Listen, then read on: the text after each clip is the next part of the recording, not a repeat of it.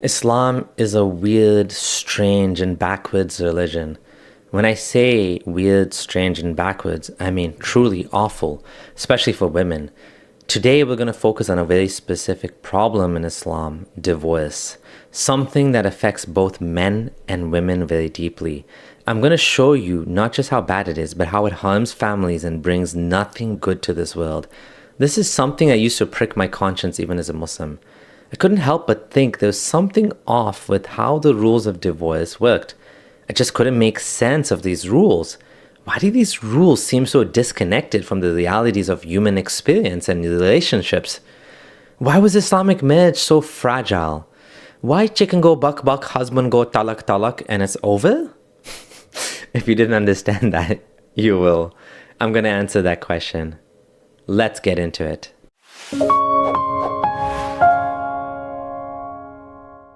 Divorce laws in Islam are the perfect example of a flawed system that leads to a volatile and unstable family dynamic. They cause so much pain and suffering in the family. As a Muslim, divorce laws in Islam caused me a lot of confusion. I couldn't understand how a perfect divine being would come up with such strange laws that aren't well designed. There's terrible and great suffering in Muslim communities because of these terribly formulated laws. Men often regret uttering the words of divorce, and women often feel responsible for angering their husbands and causing him to utter divorce. It causes terrible sadness and mental grief for families who end up in a situation. A quick explanation of divorce in Islam. Let's listen to Asim Halakim. Now, Islam gives the man the right to divorce, and he has three chances of divorce. Divorce takes place by uttering it. So the intention does not qualify. Someone says, Wallahi, I intend to divorce you, to his wife. This is not a divorce. I will divorce you. This is not a divorce. I think we have to get divorced. This is not a divorce. It has to be a statement or a verb in the sense that I divorce you. Done. Or you are divorced. Boom, done, khalas, it's over. But he has three chances. So if he says, I divorce you, the divorce took place. One down, two to go. Yet they're still man and wife until the iddah period is over. And what is iddah? Iddah is the waiting period after the divorce. If a woman is not pregnant, her iddah period is 3 monthly cycles. If she is too old, so she is in her menopause, or she's too young to have menses. In this case, instead of 3 monthly cycles, her iddah or waiting period is 3 months. Ew. Did he say if she's too young to have a cycle? Brother, ew. What kind of marriage is this, to a child? A man can say divorce or any phrase that means divorce to his wife. She's then in a partially divorced state. If he takes her back by having sex with her, she is back to not divorced, but she has one strike. If he doesn't take her back in the waiting period, like 3 menstrual periods, it's over. We've already divorced. I already divorced my wife. What to do now? I want to reconcile. Well, as long as she's in the state of iddah, you're still man and wife. She lives in the house. You're not allowed to take her out, kick her out to her parents' house. She is forced to stay in your house. You can look at her. She looks at you. She cooks to you. You talk like man and wife. Everything is as normal, except that there's no intimacy at all. So for these 3 monthly cycles, usually a couple of months, a little bit less, a little bit more, they're still man and wife. They see each other every single day. They sleep on the same bed or in the same room. Inevitably, things would come back to normal, inshallah. Usually they kiss and make up after a week or two, maybe a month or so. But inevitably, because they see each other, they still feel the fire going on, so they reconcile. How to reconcile? Either verbally by telling her that I have reconciled with you, or by having intimacy with the intention of getting her back. This isn't a healthy way to solve problems. Force them to be together and assume eventually they'll have sex and work it out. Like what? Also, he's about to tell us that she has no ability to reject this proposal. Her knowledge of revoking the divorce or reconciling is not essential. So if he divorces her today, and at night he goes to his friends or his family and say, listen, I divorced my wife tonight, but between you and me, I have reconciled with her. So I revoked my divorce. So this means that she is his wife. But maybe he does not want to tell her so that she would be reprimanded for the things that she had done, and he's utilizing this one divorce out of 3 to the benefit of the marital life, so that it would be a long-term marriage rather than a short-term marriage. This is okay, there's no problem. Does the woman have the right to reject revoking her divorce or refuse to come back? No, she has no choice in it. This is not her right. She has to come back and comply. She has no choice in rejecting it. She has to accept the marriage point blank. What kind of one-sided nonsense is this? Are you a Muslim woman? Do you accept this? It seems that this waiting period was put in place in order to ensure that if the woman got married again, they would be sure who the father was. But now we have modern pregnancy tests you can get from the dollar store. You can know right away, not to mention DNA tests. Anyway, if you took her back twice now, there's only one final chance left. The third time this happens, the relationship is permanently severed. He did this once, 1 down, 2 to go. He divorced her again. The same procedure. 2 down, 1 to go. If he utters the third divorce, it's over. Game is over. They immediately turn into non-mahrams, total strangers. And he cannot revoke the divorce. And in order to marry her, she has to marry a different bloke, a different man, a real marriage, lives with him. And whenever they are divorced, a real divorce, not with the intention to go back to the first guy, then they can remarry with the conditions of her consent, the consent of her guardian, a new mahar, a dowry, and 2 male witnesses or more. They're no longer allowed to be alone together, and it would be as forbidden as having unmarried sex if they slept together after that. Basically completely haram. If they did this and got caught, the punishment would be public lashings. In the case that she's pregnant when divorced, her waiting period is extended to until she delivers a baby. Note that the man can get married right away, no waiting period for him, ever. If this is her third divorce, her husband cannot take her back, and once the baby comes, it's over. Now, you're probably wondering where this nonsense comes from. The waiting period is described in the Quran as follows. Divorced women remain in waiting for 3 periods, and it is not lawful for them to conceal what Allah has created in the wombs if they believe in Allah and the last day. And the husbands have more right to take them back in this period if they want reconciliation. And due to the wives is similar to what is expected of them according to what is reasonable, but the men have a degree over them, and Allah is exalted in might and wise. Quran 2:28. So basically, after 3 divorces, whether they had kids or not, it doesn't matter. If the woman just delivered, it doesn't matter. I mean, frankly, she could even be pregnant. It doesn't matter. It's over. Too bad for your kids or your new baby. Too bad for you. It's your fault. Allah wanted it this way, so you must now start from scratch and find a new spouse or live single the rest of your life. I know many couples break up and get back together. Sometimes time apart is all you need. This is what Allah should have focused on, separation that requires both parties to say yes to come back together. Both parties, not just the man. A separation that either party can initiate and both parties need to end. Sometimes your spouse might have some issues that need to be resolved before you can return to them. Maybe they're abusive, involved with drugs or excessive drinking or whatever. Or maybe they just aren't treating you with respect and showing you commitment. Sometimes it can take a year or more to solve these issues apart. This permanent divorce 3-strike system doesn't allow for making up. Also, it's not necessarily the case that 3 divorces will happen in like 3 months or 1 year. They can happen over a 10, 20, 30-year marriage.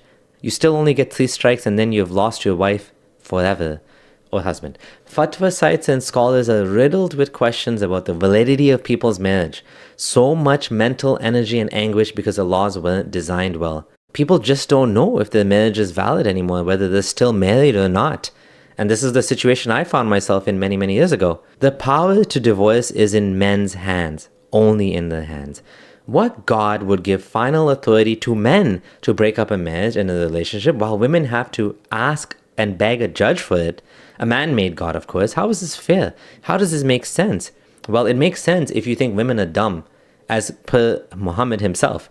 Shouldn't the couple work out things together and have equal right to end the relationship? In any other contract agreement, both parties have a fair right to end it. But with Islamic law, the woman must go to a judge to request it, whereas a man can literally spit out a few words, a matter of time, and a lifetime of marriage is destroyed. Keep in mind, to do it properly, it has to be done over the period of repeat reconciliation, not all at once. But we'll get to the triple talaq problem. The Prophet said, if any woman asks her husband for divorce without some strong reason, the odor of paradise will be forgiven for her. Recorded in Abu Dawud and Ibn Majah.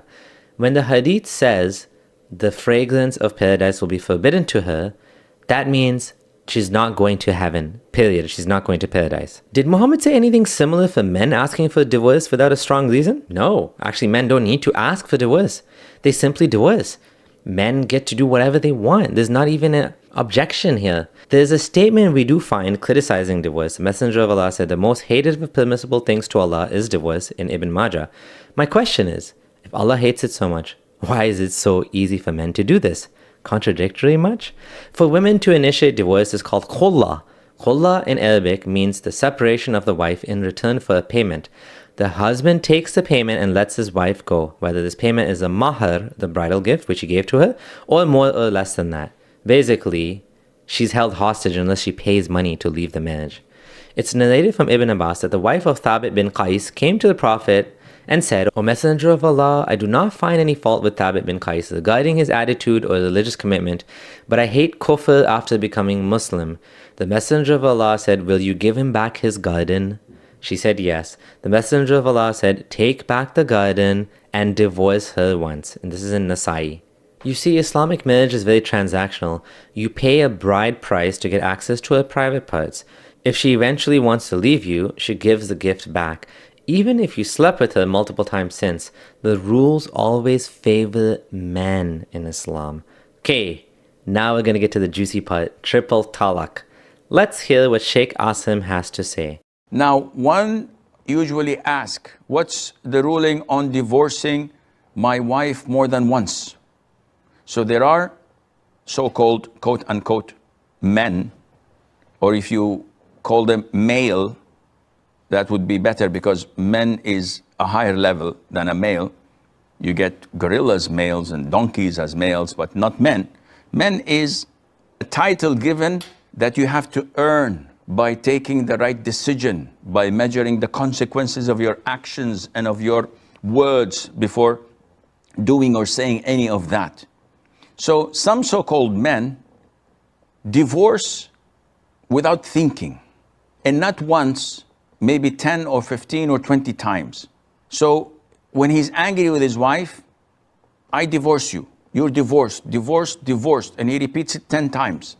And after half an hour, he's still enraged, said, I divorce you another 10 times. So this is like a Kalashnikov, AK-47. So many divorces in one push of a button or a trigger. Now, all of this is an issue of dispute, whether the 3 divorces take place or not. And the most authentic opinion is if this issue was displayed to a mufti, usually the most authentic opinion is the mufti says, like the ruling of the Prophet ﷺ, only 1 divorce counts. If the case goes to a judge, it depends on the country he is in. So in some countries, like Hanafi school of thought, they would say 3 counts as 3. So it's permanent. And the guy just married last week. And they say you cannot go back together, you cannot revoke the marriage. And this is also acceptable because this is the ruling of the Muslim ruler in that country. So it's binding, you have to stick with it because this is the ruling of the country you're in. So you have to be careful before issuing this statement of divorce. You have to utilize the period of waiting period if you already divorced and want to reprimand your wife and want to remove any misconceptions or misunderstandings between you so that you don't divorce her again the following month. What's the point then of this first divorce if you did not utilize it? And a Muslim man should be careful, weigh the consequences before uttering this word, and Allah knows best. Triple talaq, all three divorces at once, is something technically not allowed, but it still counts, which is hilarious, because if it still counts, then how can you say it's not allowed? And has existed since the time of Muhammad. In fact, he got very mad when they did it. It was historically counted as three, i.e. as a permanent, irrevocable divorce. This is done by saying, I divorce you 3 times in however manner you like. If it was 3 simultaneous divorces, then you have disobeyed Allah with regard to the way in which divorces should be conducted, and your wife has become irrevocably divorced. Nasa'i.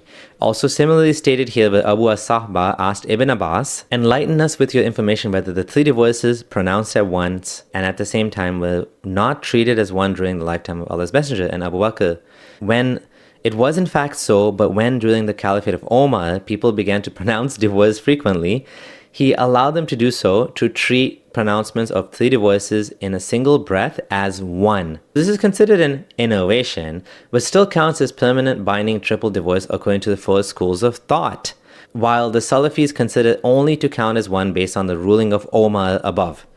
Basically, Omar changed the rules.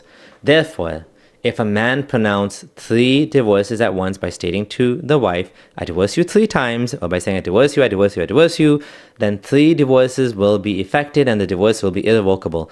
This is the position held by all the Sunni schools of Islamic law, Hanafi, Shafi, Maliki, and Hanbali. This was also the view of the overwhelming majority of the Sahaba and Tabi'een, the ones that came after the Sahaba. Only the Jafariya sect amongst the Shia and those who followed the literal meaning of the text, like Imam Ibn Taymiyyah and his student Ibn al-Qayyim, differed with this view. Triple talaq has caused chaos all over the world, even in non-Muslim countries. It even made the headlines in India due to the social ramifications of permanently self-destructing a relationship in 1 second. Before we continue, just a reminder that if you like this content, give us a subscribe, give us a thumbs up, and leave a comment. Your favorite friendly ex-Muslim couple is working hard to regularly create content exposing Islam and the harms it causes to humanity. Click subscribe now and be notified of the newest uploads as we work our way to 200,000 subscribers. Alright, back to the video. The entire relationship hangs on a man's mood. How is it that marriage, which is supposed to be a lifetime commitment till death do us part, can be destroyed by a petty squabble that went out of control? Many spouses are put in a doubtful situation when 3 divorces are pronounced. It causes severe mental anxiety. Fatwa sites are riddled with questions such as, is a divorce pronounced under anger valid? The fatwa site Seekers Hub says that unanimous opinion of the 4 schools of thought is yes. According to the vast majority of scholars of the 4 schools of thought, the divorce of an angry person is binding.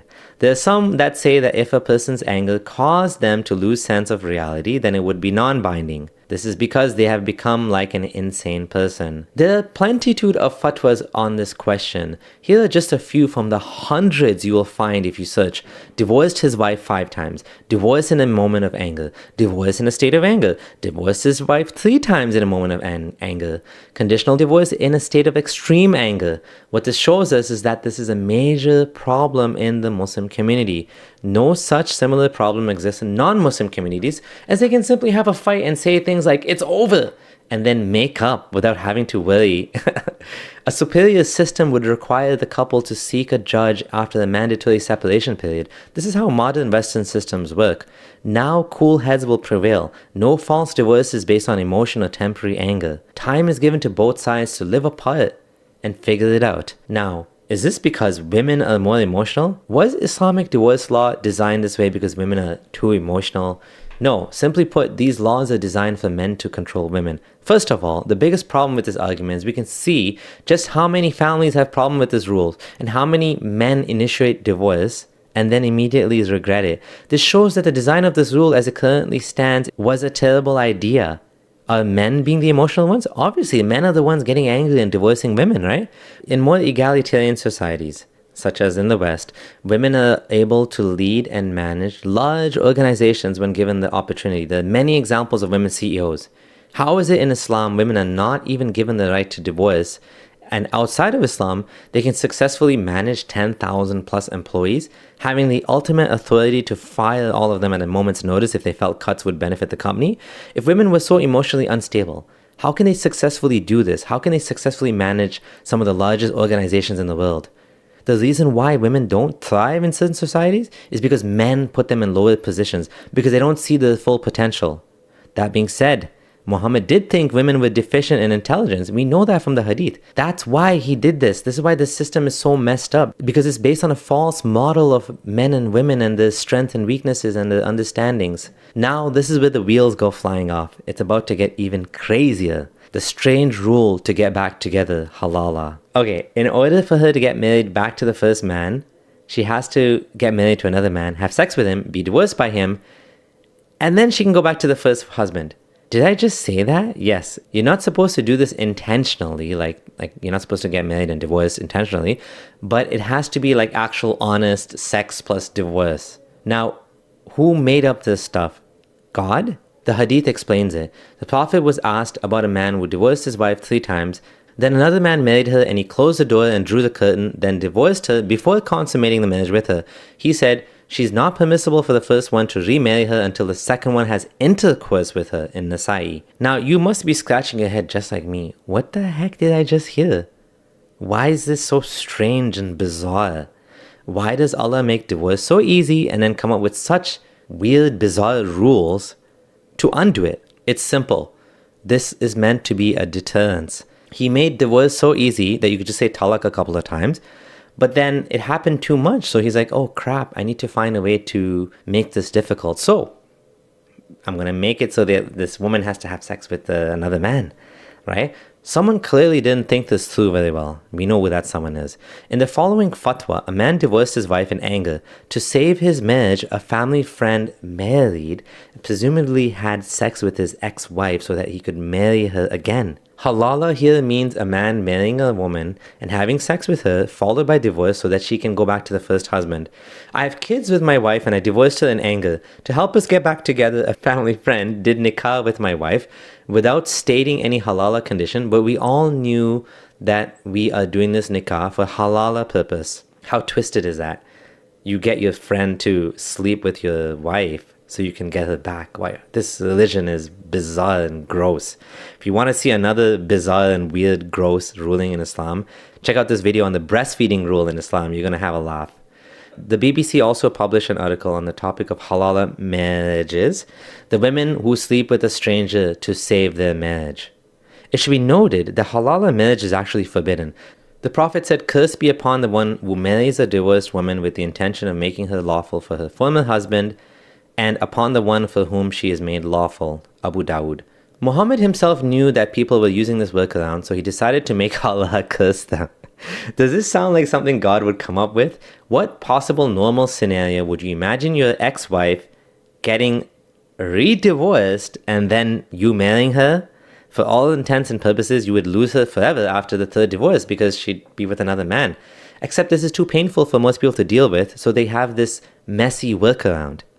In conclusion, the laws of Islam are haphazard, not well thought out, and they give all the power to the man in the relationship. They make the marriage volatile and easily broken simply by a few words said in anger.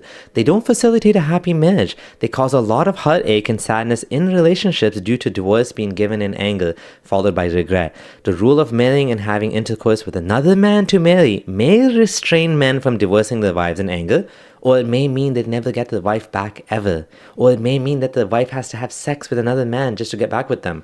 Ask yourself, what is more likely? That the supreme creator of the universe, God himself, came up with these rules? Or the man from the 7th century? Thanks for watching all the way to the end. If you're new here, do subscribe. If you benefited from this, say thank you to our patrons. And maybe join us to help us in our mission to educate the world about the dangers of Islam. Leave Islam behind. Life is better and more beautiful without it. This is Mr. and Mrs. Friendly Ex-Muslim signing out.